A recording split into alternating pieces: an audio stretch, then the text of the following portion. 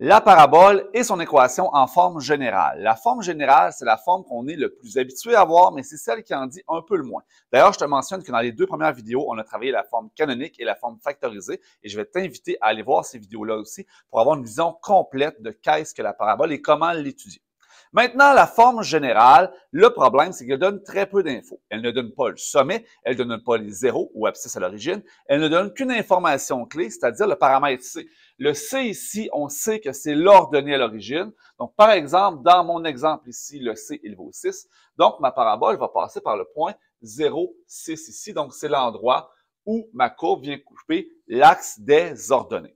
La deuxième info qui m'est donnée par la forme générale, c'est le paramètre A. Mon paramètre A va me donner une idée de la courbe, c'est-à-dire est-ce qu'elle est ouverte vers le bas ou vers le haut. Si le A il est positif, la courbe sera ouverte vers le haut. Ici, mon A il est négatif, donc la courbe elle est ouverte vers le bas. J'aurai donc un maximum à ma courbe. Le problème avec la forme générale, cependant, c'est qu'elle ne me donne pas directement accès aux zéros de la fonction ainsi qu'aux coordonnées du sommet. Et ça, c'est deux informations clés pour, entre autres, plein de situations dans des problèmes écrits. Donc, je vais commencer par trouver les coordonnées de mon sommet en faisant soit transformation en forme canonique ou encore utilisation d'une mini-formule. La mini-formule pour le sommet, ça va être moins b sur 2a et je t'explique. Je vais commencer par trouver mon paramètre h de ma fonction. On sait que le sommet, c'est hk. Pour trouver mon h, ce que je vais faire moins b sur 2a. Donc, moins b sur 2a. Moins b sur 2a vient un peu de la formule quadratique, moins b plus ou moins racine de b2 moins 4ac sur 2a, donc c'est tout sauf la racine. Moins b sur 2a, mon paramètre b ici vaut 4, donc ça va être moins 4, sur 2 fois mon paramètre a qui vaut moins 2. Je te suggère fortement de mettre une parenthèse autour du dénominateur pour éviter des problèmes de priorité d'opération lorsque tu vas calculer. Et ici, moins 4 divisé par moins 4 me donne une valeur de 1. Donc, je sais donc que mon h de mon sommet, c'est 1. Maintenant, pour trouver le k, qu'est-ce que je vais faire? Je vais faire f de h. Je vais donc faire f de 1. Bref, puisque le sommet est un point de la courbe et que je connais son abscisse, je vais l'entrer à l'intérieur de l'équation et trouver le f de x qui est correspondant. Je vais donc faire f de 1, ici qui va être moins 2 fois 1 à la 2, plus 4 fois 1, que je peux mettre dans une parenthèse, mais ce n'est pas obligatoire, plus 6. Je vais calculer, ce sera donc moins 2 fois 1 à la 2. 1 à la 2, c'est 1 fois moins 2, plus 4, plus 6, ce qui va me donner une valeur de 8. Donc, je suis capable de déterminer que f de 1 égale 8 et donc que mon sommet est le point 1, 8. Maintenant, qu'est-ce que je fais pour trouver les zéros de la fonction? Donc, pour trouver les zéros, ce que je peux faire, je peux soit transformer en forme factorisée ou encore utiliser la fameuse formule quadratique. Donc, c'est ce qu'on va faire ici.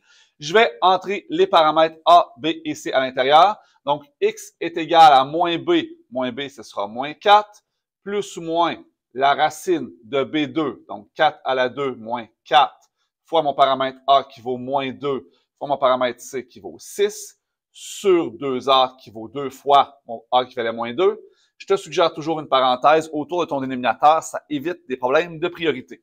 Une fois que j'ai fait ça, on va s'intéresser à mon discriminant. Je vais regarder ce que j'ai en dessous de la racine. En dessous de la racine, ici, j'ai 64. Comme j'ai un nombre qui est positif, ça va me donner 2 zéros à ma fonction. On voit que j'ai 2 zéros ici. Si jamais j'avais eu un dessous de ma racine, donc un discriminant qui avait valu 0, à ce moment-là, la parabole aurait eu un seul zéro parce qu'elle aurait eu son sommet sur l'axe des abscisses. Et si jamais ton discriminant, donc ce qui est sous la racine, est négatif, ça veut dire que la parabole n'aurait pas de zéro dans ce cas-ci parce que la racine d'un nombre négatif n'est pas possible dans les réels. Ici, j'ai 64 et la racine de 64, c'est 8. Donc, x est égal à moins 4 plus ou moins la racine de 64 qui vaut 8 sur moins 4. Et je vais calculer moins 4 moins 8, ce qui me donne moins 12, divisé par moins 4 qui donne 3. Donc, j'ai un premier zéro qui vaut 3. Et j'ai moins 4 plus 8 qui donne 4, divisé par moins 4, ce qui donne moins 1. Donc, mon x2, il vaut moins 1. Et on voit bien que sur ma courbe ici, j'ai un 0 à moins 1 et j'ai un 0 à 3 ici. Donc, j'ai trouvé les zéros de ma fonction.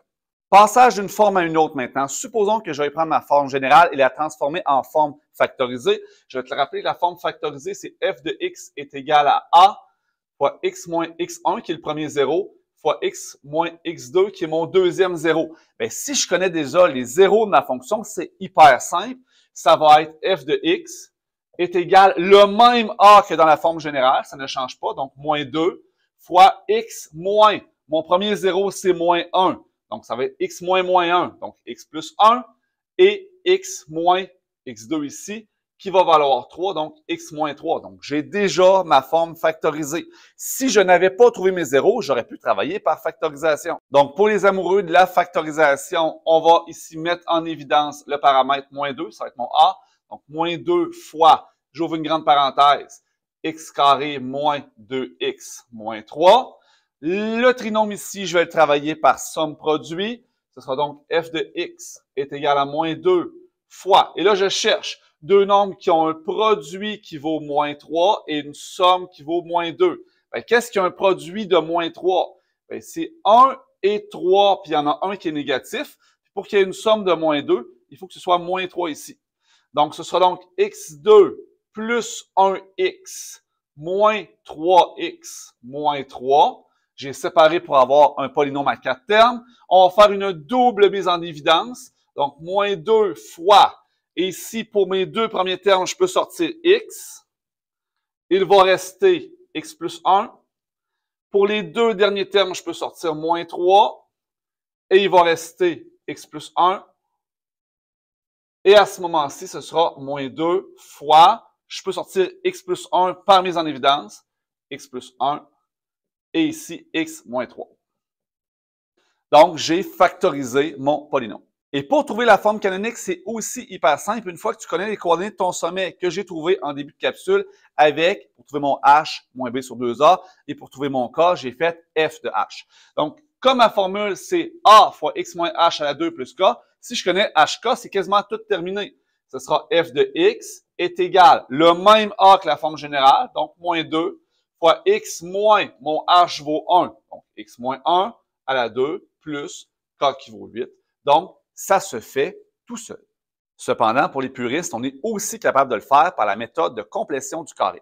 Et pour compléter le carré, on va commencer par travailler avec mes deux premiers termes, les deux termes en x, et on va faire une simple mise en évidence du paramètre moins 2 sur ces deux termes-là. Donc, tu remarqueras ici que j'ai mis en évidence moins 2 sur mes deux premiers termes, ça me donne mon paramètre a de ma forme canonique.